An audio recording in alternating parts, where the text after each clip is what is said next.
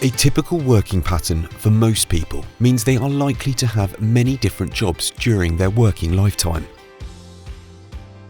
It is also common to have various pension arrangements from the time in each job.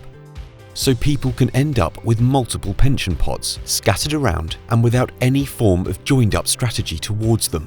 This is because the pensions have not been coordinated around a specific approach, but simply accumulated with jobs. This, or something similar, may represent your position, and if it does, you may wish to consider consolidating your pensions. Pension consolidation is when you decide to bring your pensions together into one plan. This can be attractive and comes with several possible advantages. The first advantage is that everything in one place could make things clearer, easier to manage and control. Secondly, you could save on costs or charges if you can transfer from higher cost schemes to a lower cost one. Thirdly, putting your plans together should offer you a greater number of investment options with a wider choice of investment types and funds. This could help you enhance the longer-term performance.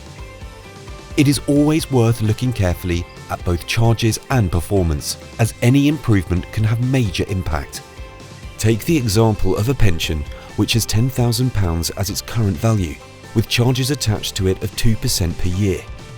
In the future, it produces an investment return of 4% per year. In 30 years' time, that pension will have grown to £18,114. Now compare this to another £10,000 pension, which grows at 6%, with charges of 1.5% per year. In 30 years, this will be worth £37,453. Consolidating combines easier management, less paperwork, less to keep track of, with potentially better overall terms. To consolidate past pensions into one plan is often attractive, but before doing so, you should be wary of some potential disadvantages.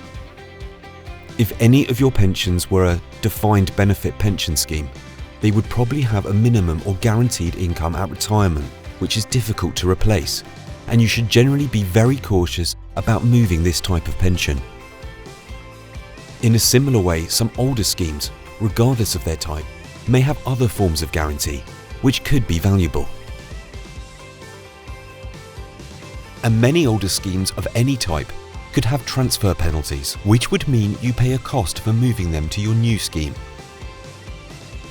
You will note that this is not a simple decision because the devil is in the detail, and whether to transfer any pension, whether consolidation is a good or bad idea, is very much dependent on your specific circumstances.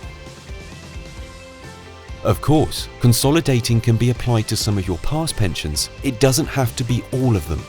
For example, if you have 5 old pensions, there is nothing to stop you merging 4 and leaving one where it is, possibly because of its guarantees, which you would want to keep.